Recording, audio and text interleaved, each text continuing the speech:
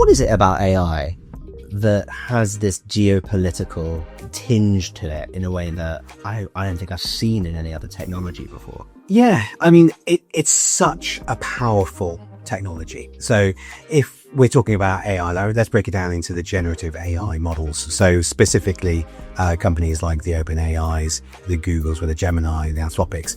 In the US, those companies have built technologies which are incredibly powerful at what they do, and they're getting more powerful every day. So I think, to answer your question, why is it such a big thing? It's because of the power and the future power and the scale of change of those technologies.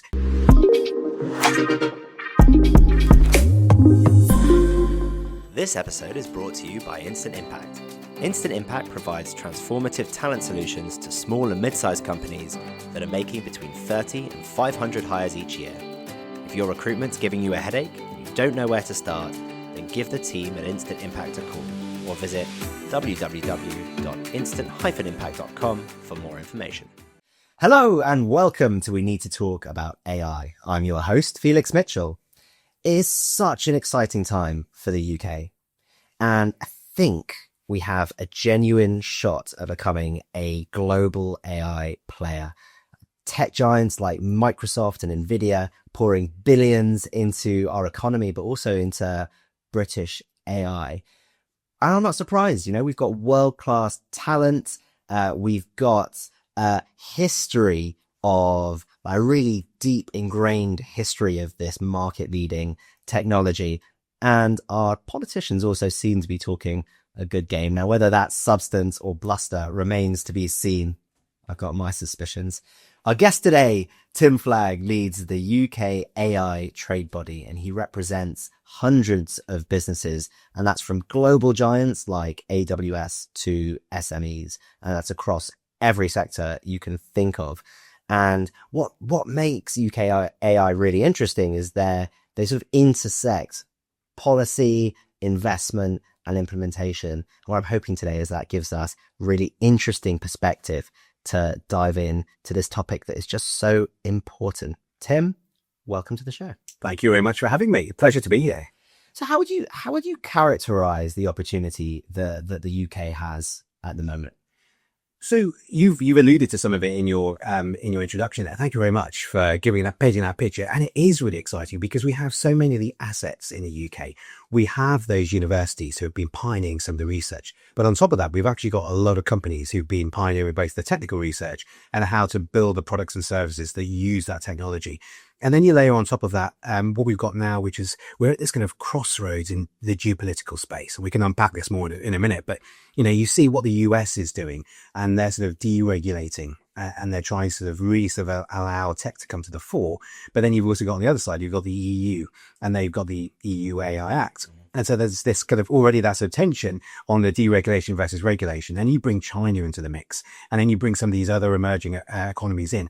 And suddenly there's this global opportunity, and Britain can be asking, what's our opportunity there? And we have to look at all the strengths that we've got and really build upon them. And I really believe that there's a unique British way of being able to look at AI, and it's a very responsible sort of AI.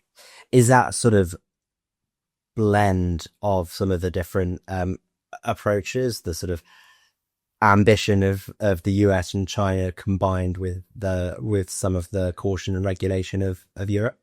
I think it's based upon being fair and being transparent. So the UK has got a history of establishing the rule of law and in sharing that with many countries around the world.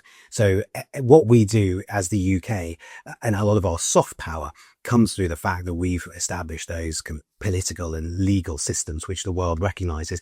And to this day, the English courts are still recognized across the world as being fair, and a lot of things are based upon them. So that's the sort of heritage, but also the ability to work with other countries around the world where they are looking to the UK for some sort of leadership. I think that's really important. So that's the sort of basis of it. Language, of course. I mean, we benefit hugely from the fact that so much of the world now speaks English, but also just the education. So a lot of countries around the world have got people who've studied in the UK, and the UK education system is still seen as the gold standard. So all of these are real strengths. And when you start putting them together, then there's a unique flavor of British AI, which I think we're starting to see emerge now. And that's what we think is really exciting for the UK to lead in. What is it about AI that has this geopolitical sort of tinge to it in a way that I don't think I've seen in any other technology before? Yeah, I mean, it's such a powerful technology. So if we're talking about AI, let's break it down into the generative AI models. So specifically, companies like the OpenAIs, the Googles with the Gemini, the Anthropics. In the US, those companies have built technologies which are incredibly powerful at what they do, and they're getting more powerful every day. So I think, to answer your question, why is it such a big thing? It's because of the power and the future power and the scale of change of those technologies. And then you look at what China has been able to do in terms of building DeepSeek. And that was done very quickly, and so it came out of nowhere, surprised a lot of people, and now put China on the map. If you look at the way in which the chip manufacturing, there's a whole there's a whole other topic there around how chips are controlled and how China is able to make models much more efficiently, because out of the adversity of not having had access to chips, they've had to focus on efficiency more. And that's how they were able to get to something like DeepSeek. So there's all this kind of, that's just the background, but it's a little bit like going back to the 1950s and looking at the arms race between the US and Soviet Russia and say, why did so much technology happen there? It was because those two recognized the power in that instance of weapons. But fast forward today, there's these two camps, if you like, of countries who are looking at who can have the biggest power in order to control the biggest geopolitical sway on the global stage. So I think that's the sort of the reality we're living in. And at the moment, there needs to be other players coming into that mix as well. So that's what we'll start to see over the next year or so, I think. So the actual foundational model players. So you get more of the OpenAIs and DeepSeeks and things like that, or are you talking about other? Well, that's the really interesting thing, right? So we're early days yet, but is there going to be a challenge to that fundamental model? So everyone's used to the concept of the large language model, but we're starting to see the emergence of smaller language models, which are much more specialist in what they focus on. We're starting to see things like federated learning, which is rather than all the data going into one server for its training, the actual model will go around different servers and learn, and then go to the next server and learn. And why is that useful? It means that you can keep your data secure on the server without having to give it to anyone else. The model comes to you, as it were. So there's different models on that. And also, just in the last 2 months, we've seen the emergence of more sovereign AI. So in Australia, they've invested something like 100 million, which doesn't sound like a huge amount, but they're confident that they can invest that into compute, and they're going to pay rights holders for the data to go into the training models to be able to build an Aussie LLM. And then in Switzerland, there's also a model where they're doing it in an open source way. So they're building out a Swiss open source model, which will be available to lots of people. So they're making that available. So lots of different types of model. It's a bit early to say how successful they're going to be, but I think they could be challenging and create different models to the big LLMs. How about the political environment here? It's not been a lot to celebrate over the last 6 years, in my opinion. But I'm going to ask a compound question, which I'm never supposed to do, but what are politicians doing at the moment to assist the UK becoming a real player here? And what else do they need to do that you'd like to see them do? Yeah. So we could do a whole podcast on the politics of AI, right? Which I think is fascinating in its own right.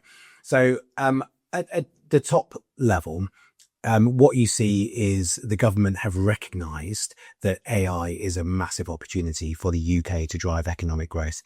And we also push them to remember also social progress. So it's both of those things.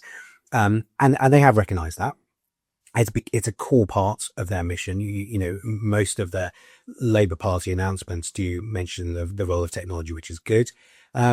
We've seen some announcements. So the big announcement that's coming up for a year is back in January when they launched the AI Opportunities Action Plan. So this was bold and ambitious. So we welcomed it at the time. I think the challenge is delivery of that plan. I'll come back to that in a minute, but in terms of then the rest of the way that the government talks about AI, it's really not just central government; it's also regional government and local government, and getting it into the public sector, getting it into all these different institutions. That's where we need to see this sort of really start to change. So I think one of the reasons we were founded was when the Labour government came in, the AI minister at the time, Felix Clark, reached out to some entrepreneurs because she, by her own admission, didn't understand much about AI but wanted to. And I thought that was actually a very humble thing for a politician to say at the time.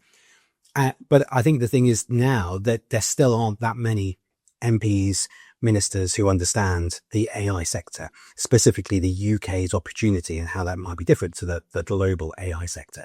But we are getting there. So in the last month, 2 months ago, we had Minister Narayan come into the role of AI Minister. He's actually extremely switched on, very experienced, and he understands not just the technology, but the business application of technology. So very reassured and quite excited that he's going to be able to push things through now. Peter Kyle has moved across to Department of Business and Trade. So he's bringing that understanding of technology into the business and trade, which means that all those economic decisions about how the economy can grow will be informed by his understanding of the role that AI and broader technology could play in that. So that's also a positive step. And then the new Secretary of State, Secretary Kendall, coming into the role, she's very passionate about skills and she's very passionate about how to bring in everybody. So the technology doesn't just benefit the Southeast. It's actually able to really help all people across all communities across the UK, which I think is really important. So that's a triumvirate of those three. I think it's positive foundations. My reluctance or my fears is that these things often get mired in politics. And, we're about to go into budget season and we're about to tell me that. Yeah. So I think all those good plans might get lost. It's really interesting that if I can be as reductive as possible, it's interesting that sort of running through what you were saying was a kind of concept of there's the understanding, now we need to see the application and the implementation of it in government. That's exactly what we're seeing an instant impact at the business level. You've got a sort of offered a CEO with a perspective on what it could do for his or her organization, but how to get from some pretty basic usage of technology to a fully AI enabled rewired organization.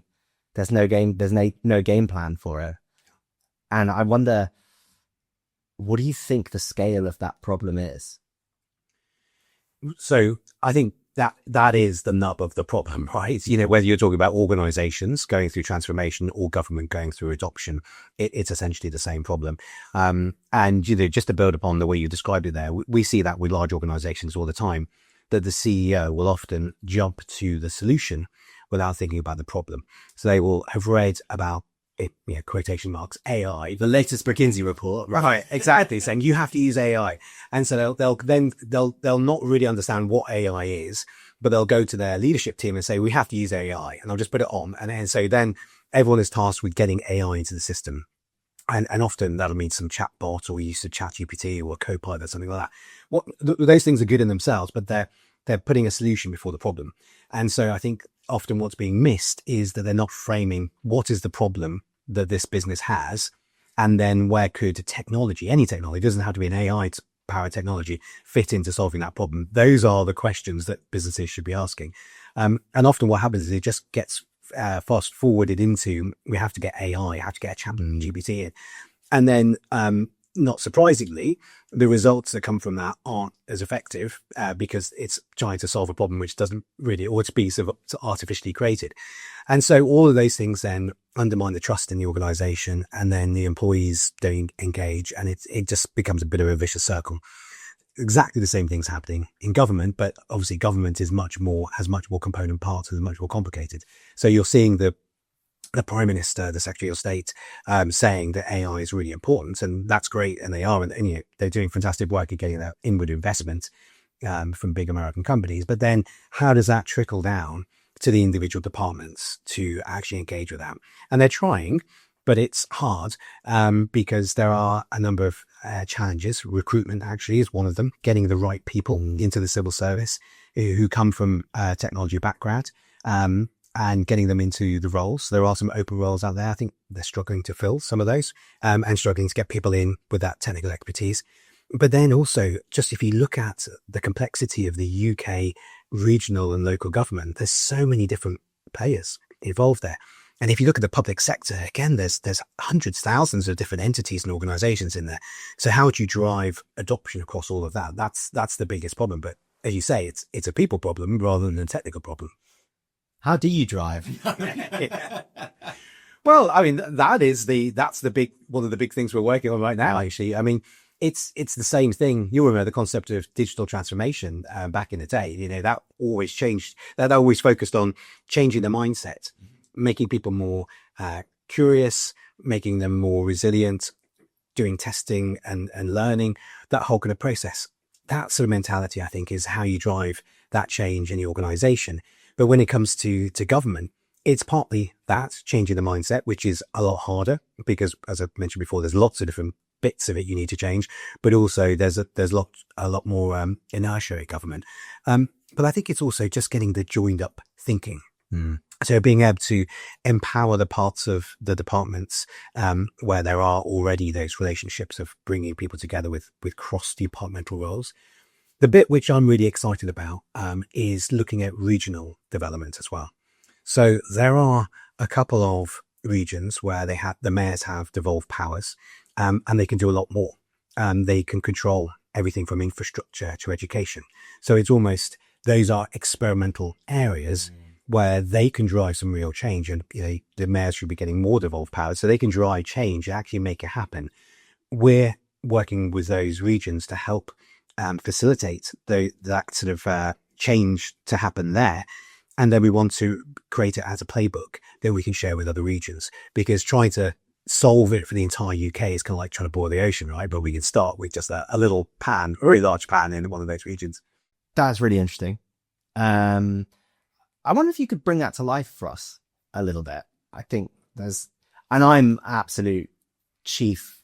This is me only when it comes to politics am I a massive pessimist. I would love to hear some good news stories about some of those local regions where the mayors and their teams are doing some really exciting work.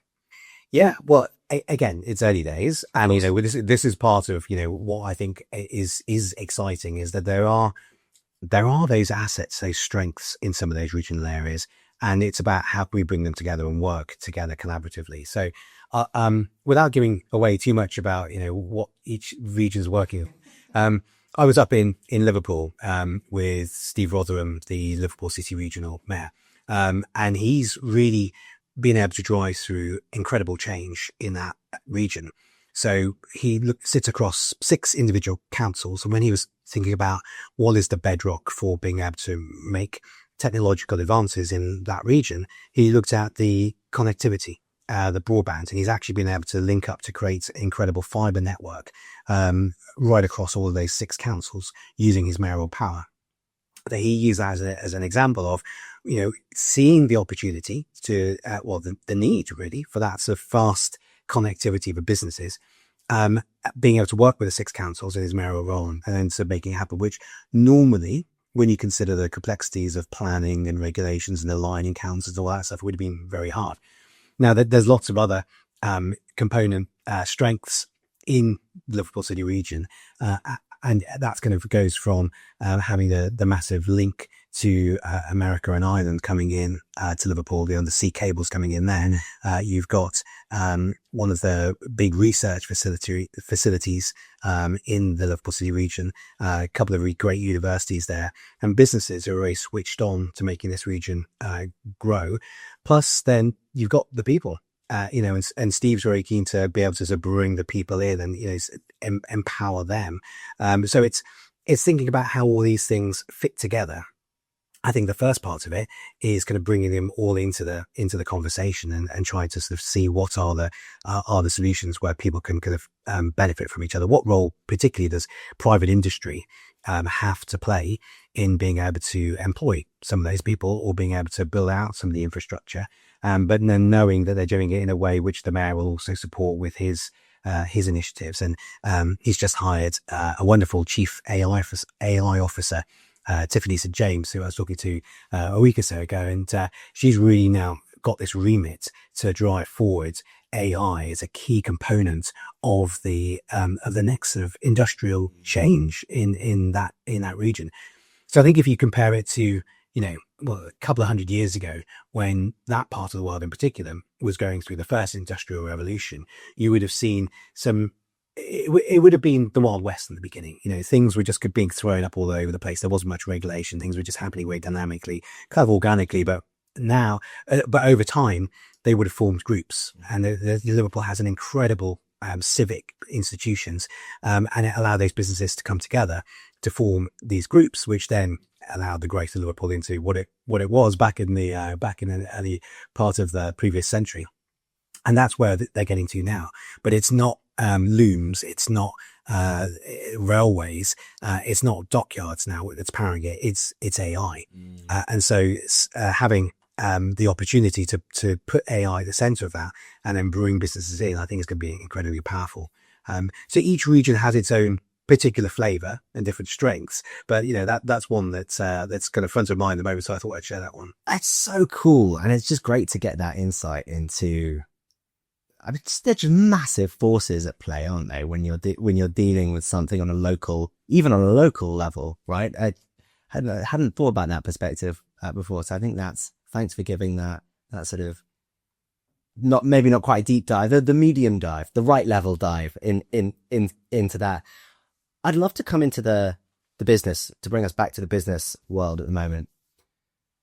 I think when a lot of people think, a lot of conversations I have around the opportunity around AI, a lot of it centers on, how many AI startups are there in the UK? How much investment is there in the actual technology itself? I think you mentioned before, and not a lot on the sort of, not a lot of progress, or maybe a lot of conversation around the actual implementation of it. But it's really complex. When you talk about how's the UK doing in terms of AI, but as you see it, where are the opportunities to UK businesses over the next decade, half decade?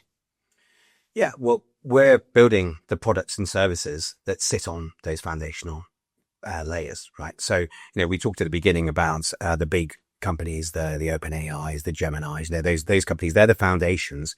And then the British companies are building the products and services on top of them. So I always use the analogy of it's like chips, microchips. Very few companies actually make the microchips, but what the UK and many other countries do is they build the devices that use those chips, everything from computers to mobile phones to washing machines to all sorts of things, right? And it's the same way that we're looking at it now. But there's a few companies in the world that we discussed quite a lot at the beginning who are making the LLMs, but where Britain and other countries can succeed, but Britain in particular, is on building the products and services that sit on top of those.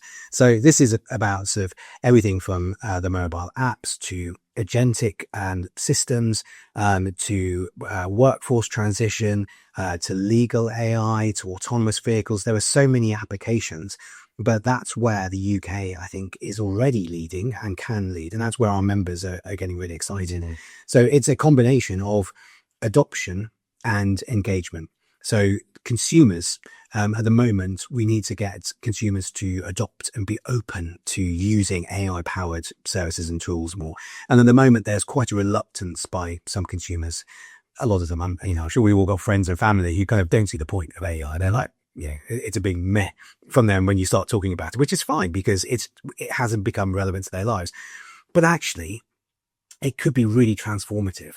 And when you look around the country, at some of the communities, some of the demographics of people who aren't using AI powered tools and services and chatbots at the moment, if they did, it could be transformative. It could help them to read the contracts, which they're struggling to understand. It can help them meal plan for their kids to use their budget. It can help them. It just empower them. So I think that's one of the main things, is that consumer adoption. But consumer adoption is exactly the same as employee engagement. And that's the other big part of it. Within big organizations where they're struggling to get employees to actually use the co-pilots and the tools which have been built into the organizations, it's the same. They're the same people.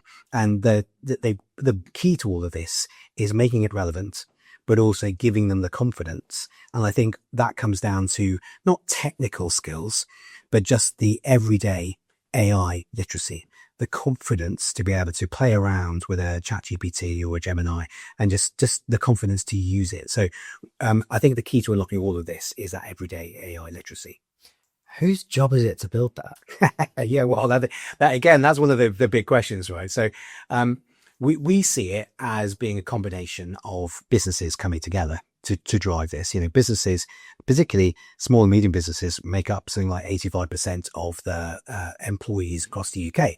So they are uniquely in a position to be able to bring people in. So businesses have a critical role. The large businesses, of course, they'll have programs and they get involved in this. Our role at UK AI is bringing everyone together to be able to say, okay, well, what are the consistent skills that all businesses need? And then how do we work with the training providers and the courses out there to map those programs which are out there to the actual skills that businesses need? So our kind of role is bringing all of those players together in our AI skills framework that we've developed. But I think it's also the government. So the government clearly has a key role to play. We talked a little bit about the regional government. So the mayors now will have more power within their jurisdiction to be able to drive education as well. Andy Burnham's done some great work up in Manchester with what's called the Manchester Baccalaureate. I thought it was some sort of crazy kind of manscaping one. So a little bit, but the Manbac is the Manchester Baccalaureate, and he could be able to kind of put into that some of the key skills that Manchester needs. So I think there's opportunities at the regional level, but at a national level, actually the government has been doing some good work here. And we've been calling for broader and earlier education in AI skills. So broader means not just the technical, but this sort of everyday AI literacy. And the government started to respond to that with TechSmart, 146 million investment into skills for displaced workers, but also going into primary schools and ensuring that kids understand how to use AI responsibly.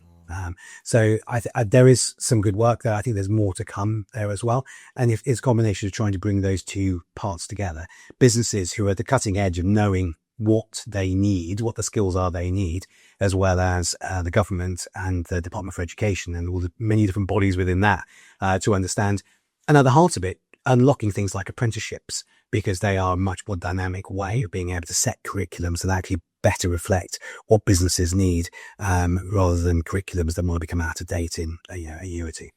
It kind of brings us almost full circle to a point right that you made at the beginning around recruitment skills availability being a real issue at the government level. But I feel like,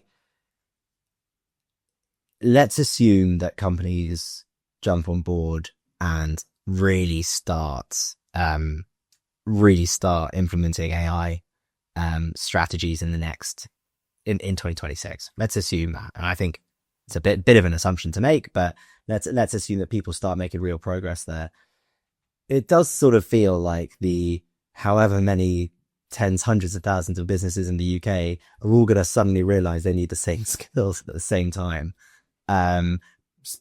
Specifically when it comes to this digital change and ability to build AI systems, AI agents.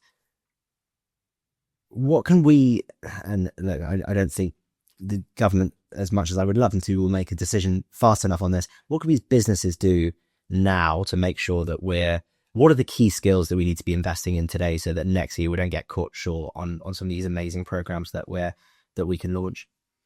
Yeah, well, I think it comes down to the mindset again. We've touched upon this in a couple of ways. And, we've been talking about digital transformation, digital mindset for a good 15 years, 10, 15 years.